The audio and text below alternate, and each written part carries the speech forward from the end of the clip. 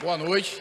Agradecer ao OAB de Sergipe pelo convite, na pessoa do Dr. Daniel, a América, minha amiga, pelo convite, Mozart, é um prazer encontrar meus confrades. Agora eu sou da ANEP formalmente, né? E agora fico mais feliz ainda de estar aqui em Sergipe. Meus colegas de mesa, um prazer enorme conhecê-los. Tive muito boa recepção aqui e fico muito feliz com essa oportunidade. Agradecer a Dani também, que foi quem organizou em nome dela, né, todo mundo que está organizando o evento e tudo, muito bem organizado, parabéns para a OAB Sergipe, é um evento realmente fantástico. Eu quero também ser breve, né, a América já adiantou muito do que eu pretendia falar, e foi uma conversa que a gente teve antes, então isso tudo foi ajustado para que fosse dessa forma, e tentar trazer um pouco da minha experiência sem fazer propaganda. Eu não quero fazer propaganda do cartório. Cartório não é nenhuma maravilha, não é a solução dos problemas, não vai resolver o problema que a gente tem de justiça, nada disso. Mas eu quero tentar trazer um pouco do que eu vivo e do que eu vejo para tentar ajudar de alguma forma. É uma honra para mim falar para advogados, ter a presença de advogados aqui, para poder me ouvir sobre isso aqui, porque eu fico vendo o dia a dia no cartório e vejo isso aqui é uma ferramenta interessante. E eu tentei fugir um pouco da ideia de trazer os procedimentos só que são desjudicializados. E como a América falou, é uma mudança sutil, mas muito importante. Desjudicializar não seria a palavra mais adequada, porque desjudicializar dá a ideia que eu estou afastando o judiciário. E não é isso que acontece. O judiciário, na nossa atividade notarial, nós estamos diretamente ligados. Além de sermos fiscalizados, o juiz está do nosso lado o tempo todo, olhando, auxiliando, tem o procedimento previsto de suscitação de dúvida que serve para isso, para que a gente provoque o juiz em caso de dúvida, e dentro de todos os procedimentos a gente tem sempre a oportunidade de ir e voltar, alternar entre portas. Então, eu quero deixar claro que essa ideia de desjudicializar não parece ser a mais adequada. Extrajudicializar, descentralizar, tornar um sistema de justiça mais amplo. O professor Fred Dier fala muito disso, junto com o Leandro Fernandes, que o sistema de justiça brasileiro ele é amplo, ele quer resolver o problema. Existem problemas jurídicos, e o sistema de justiça brasileiro ele está sendo criado, ampliado, no sentido de tentar ver qual é a melhor solução. Então, nós temos arbitragem, nós temos mediação, conciliação, os cartórios, e daí à frente uma série de outros mecanismos, outros agentes que podem ajudar nisso.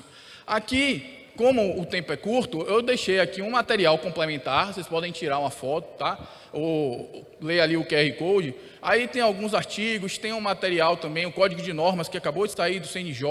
É muito importante que a gente divulgue essa palavra, essas coisas que são discutidas. Então, pelo QR Code aí, vocês vão ter acesso a artigos, qualquer coisa do tipo, que possa servir para complementar o que eu vou falar aqui rapidamente.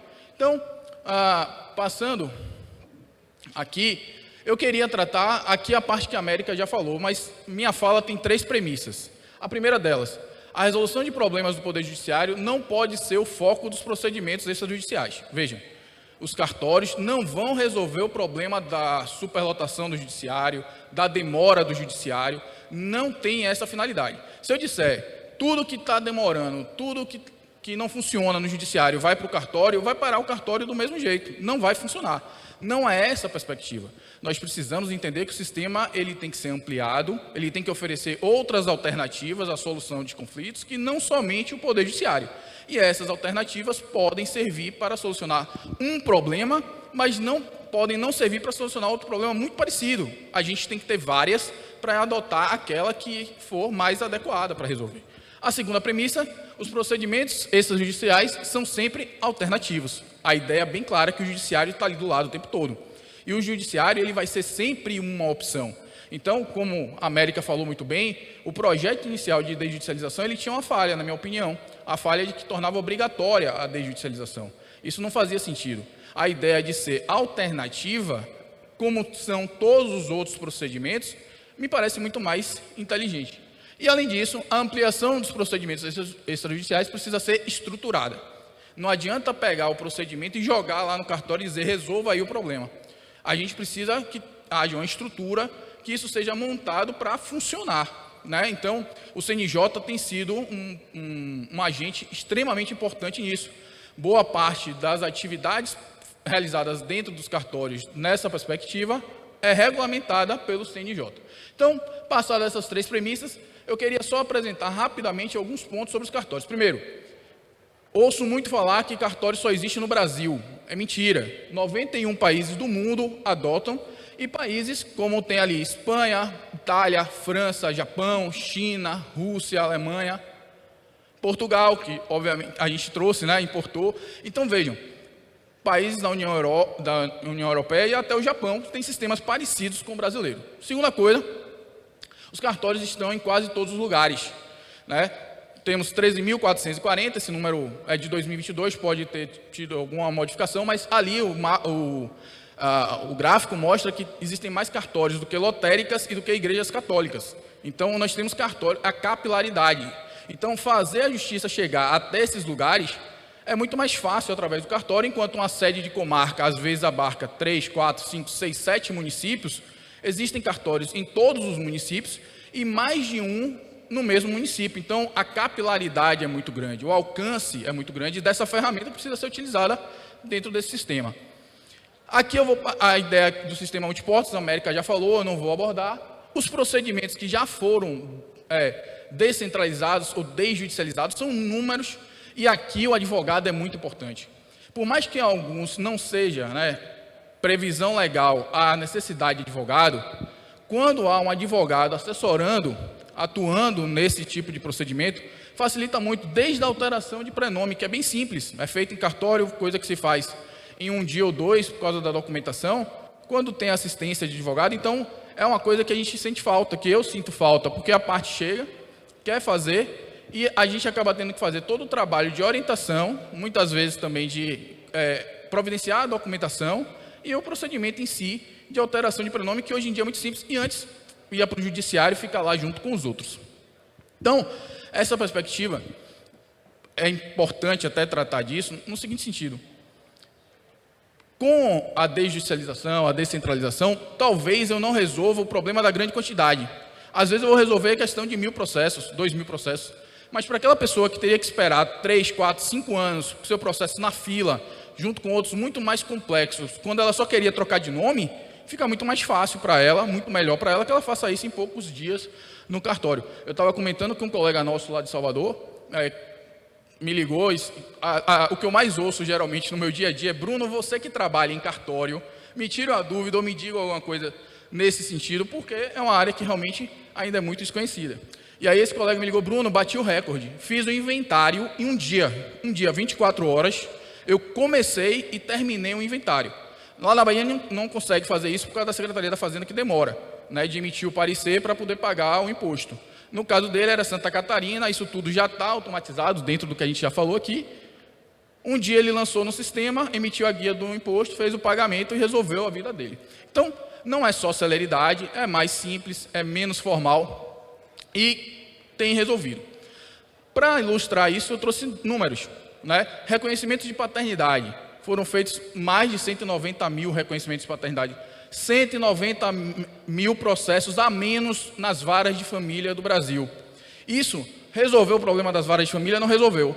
Mas aquela pessoa que queria reconhecer o filho e aquele filho que queria ter o nome do seu pai na sua certidão de nascimento, teve essa resposta: eu faço o reconhecimento de paternidade em um dia. A pessoa vai lá, se já tiver com a documentação aí, que é ótimo, na mesma hora é feito o reconhecimento de paternidade, ela sai de lá com a certidão de nascimento com o nome do pai, sem grandes discussões. Isso é muito rápido, isso é muito fácil. Paternidade socioafetiva, 8.132 foram feitas. Esse reconhecimento que levava meses, anos para ser feito através da justiça. Alteração de gênero e nome, uma garantia de direito de pessoas transgênero, que também levava muito tempo na justiça. Aqui um ponto interessante: partiu de uma decisão do STF, muito interessante, a ideia da aplicação de um precedente, e a partir de um precedente eu criei, o CNJ, criou uma resolução e resolveu o problema. Vai no cartório e aí faz essa alteração. Divórcios, um dos maiores avanços, divórcios nas varas de família demoravam meses, tranquilamente. Hoje, nós temos aí já realizados, com certeza esse número já passou de 1 milhão, a essa altura, porque esses dados são de 2022. Então, com certeza, já temos mais de 1 milhão de divórcios diretos realizados em cartório. E vejam que a curva é crescente, Então, a tendência é que a gente tenha cada vez mais. Experiência própria. O que é que impede hoje na maioria dos casos que eu recebo, de ser feito o divórcio direto no cartório, custas. Geralmente, o problema é que quem não tem condições de pagar acaba indo para o judiciário, onde tem assistência judiciária gratuita. Então, pensar em criar uma assistência para esses divórcios serem realizados no cartório pode ser uma excelente solução para que isso se torne praticamente, e óbvio que há aqueles casos em que não há possibilidade, quando tem menor. Mas na Bahia, por exemplo, houve uma atualização agora do Código de Normas, permitindo o inventário, mesmo quando há menor no cartório. Então, as questões do menor são resolvidas no Poder Judiciário, e as questões do divórcio, que é o que importa para aquele casal, são resolvidas no cartório. Então, o divórcio se faz em poucos minutos, na verdade. Se chegar lá com a documentação toda certa e tiver pouca coisa para poder constar, se resolve em poucos minutos. E aí, inventários, mais de 2 milhões, com certeza, já foram realizados. E aí eu quero chegar aqui no ponto, a economia de dinheiro, a redução de tempo, mas eu quero chegar no ponto dessas ferramentas que talvez não tenham aparecido para vocês não tenham visto ainda, mas que estão à disposição nos cartórios e que podem auxiliar no processo, porque eu sou professor de processo. A doutora Cecília falou ali antes, mas os processualistas costumam ter uma restrição ao desjudicializar, a sair do judiciário. Ainda tem muita gente que é publicista, que quer o juiz, mas temos 3 aqui, né? 2 de grandes expoentes, e tem eu, né? Que não sou nada, e que estamos aqui trazendo essa ideia de que o processo se beneficia muito dos cartórios. Então, primeira ferramenta, CRC, Central Nacional de Informações de Registro Civil. Não sei se vocês já ouviram falar, mas hoje os dados todos do Registro Civil do Brasil estão indexados em uma plataforma digital. Então, você tem acesso, através do registrocivil.org.br, a solicitar a certidão de nascimento, casamento e óbito de qualquer lugar do Brasil. Essa foi a ideia central da ferramenta. Beleza. Mas minha amiga aqui, doutora Nayara, né, a esposa do meu amigo, doutor Fagner, aqui de Aracaju, mais conhecida como Mãe de Malu. Doutora Nayara, não sei se você viu esses dias aí na Choquei, lá no Instagram, a Choquei postou que uma cantora de funk famosa, né, estava sofrendo uma execução por débitos do seu ex-marido, um ex-BBB, que é cantor de funk, etc. Você deve saber quem está falando, né, doutora? Nayara com certeza sabe, que Nayara gosta de fofoca. Veja só, qual é a ideia interessante aqui. Às vezes eu não sei que o meu devedor é casado. Eu não sei com quem ele é casado. Eu sei que ele me deve. E tem muita gente no Brasil que deve e não paga. E tem muita gente que, para não pagar, utiliza uma série de artifícios. Então, o que é que aquele esperto, que se acha esperto, fez? Comprou todo o patrimônio e colocou no nome da esposa. Fez um contrato comigo, eu estou executando e não acho nada em nome dele. Não tem nada em nome dele. Eu não sei nada sobre ele, não sei se ele é casado, se não é.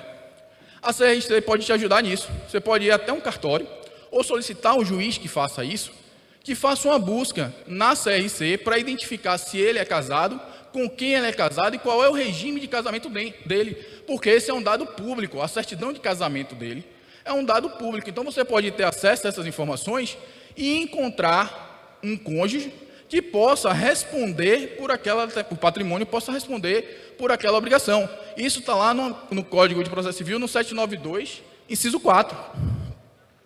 E isso já vem sendo feito. Não é uma ideia... Quando eu pensei, eu falei, deixa eu procurar para ver se alguém já pensou, se eu sou maluco mesmo. TRT2 de São Paulo, que é um dos mais vorazes em termos de execução, a Justiça do Trabalho ela é muito ativa na execução, ele já foi lá e disse, não, a parte pode sim ir lá e pedir para identificar quem é o cônjuge através da CRC, para verificar se no nome desse cônjuge há patrimônio. Então eu vou lá e faço o bacenjúdio, cisbajude, no nome do marido ou da esposa. Uma ferramenta que está à disposição, tá? O juiz ou no próprio cartório diretamente pode ser consultado. Ainda não está disponível para o público em geral, mas eu acho que é uma consequência lógica. Muito em breve vai estar disponível. Segundo, mecanismo previsto no CPC, muitas vezes não utilizado, subutilizado, o protesto da decisão. A ideia de você negativar o devedor sem precisar do juiz. Eu acho que a parte mais interessante aqui é que eu não dependo de uma decisão judicial. Eu pego a sentença, vou lá e protesto no cartório. O protesto, o pagamento dele é diferido. Então, eu não preciso pagar na hora que eu faço o protesto. O protesto pode ser pago. A Fazenda tem utilizado muito o protesto como meio de coagir o devedor a fazer o pagamento. Então, nós temos aí também os cartórios atuando através do protesto para fins. Aqui eu coloquei a Semprot, que é o site onde você vai, mas protesto você consegue fazer. Averbação premonitória e hipoteca judiciária. 2 outros institutos que existem no Código de Processo Civil, na execução, e que são subutilizados. E que hoje em dia você consegue fazer online. Site registradores.org.br do Registro de Imóveis, chega lá e envia, faz uma busca primeiro com o CPF do devedor, joga o CPF do devedor lá e vai sair a relação de imóveis que esse devedor tem. Esses são dados públicos, tá? Não estou falando nada que não seja dado público. Vai sair a relação de imóveis desse devedor, sem precisar do juiz também. Aqui eu vou pegar a sentença, no caso da hipoteca judiciária, ou a certidão de que foi aceita a minha execução, e vou averbar na matrícula desse imóvel. Nesse momento, eu não crio nenhuma restrição imediata para o devedor, mas nesse momento eu marco aquele patrimônio para que, se ele por acaso alienar esse patrimônio, já haja uma presunção de fraude à execução. Então eu já tenho aqui mais uma ferramenta, mais um mecanismo online. Pelo site, manda a sentença, manda a certidão e faz a averbação.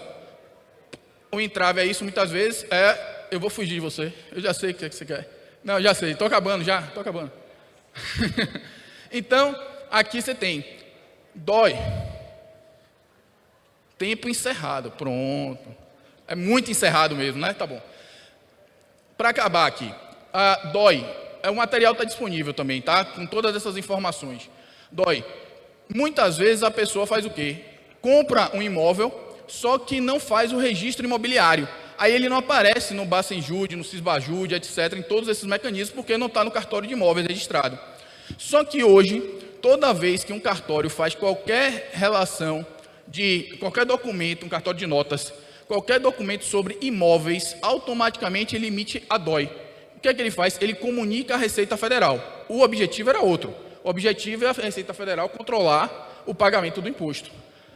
O que é que você pode fazer? Pedir ao juiz para ter acesso a essas informações da DOI, e aquele cara que não registrou o imóvel tentando se livrar da execução futura ou de um cisbajude, a informação já vai sair lá, que ele tem uma escritura, e naquela escritura vai sair aquele imóvel que ele comprou. E o último mesmo é o SINSEC, que eu acho que é o melhor de todos. Principalmente para quem quer fraudar uma execução, para quem quer frustrar uma execução. Por quê? O SINSEC ele reúne as informações dos cartórios de notas. Então, aquele brother que é empresário, mas só é empresário no Instagram, porque no nome dele não tem nada, você procura e não acha nada, mas ele tem um laranja. Você não sabe quem é o laranja dele, mas normalmente, esse cara, ele vai ter uma procuração dessa pessoa que está no papel como proprietário da empresa, para que ele possa praticar esses atos. Essas informações são públicas, você não faz a menor ideia de que tem essa procuração, onde é que essa procuração foi lavrada. Pelo SINSEC, o juiz ele pode consultar e obter as informações sobre essa procuração, e você já disse, peguei, pronto.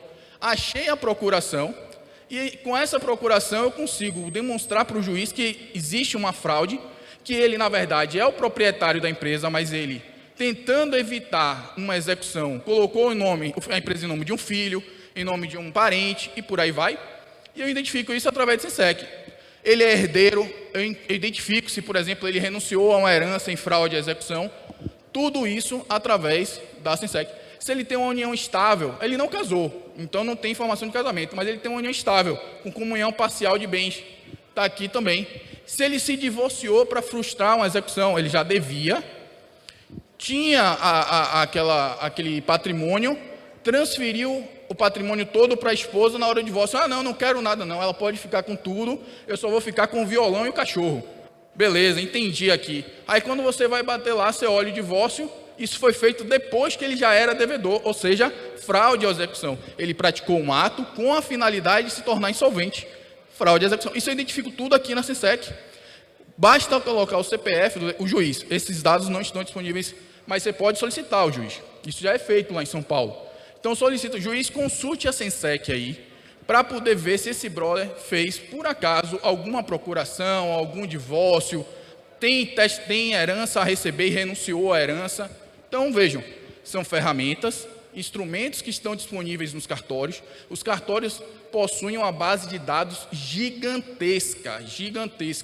Parte dela é disponível para qualquer pessoa e parte dela é disponível para o juiz. Então, a gente pode explorar isso, principalmente nas execuções. Então, era essa a mensagem que eu queria passar, não vou me alongar muito, e como eu disse, o material está disponível. Agradeço novamente a oportunidade e agora vem um show de Borba para poder vocês apreciarem. Muito obrigado, boa noite, boa noite.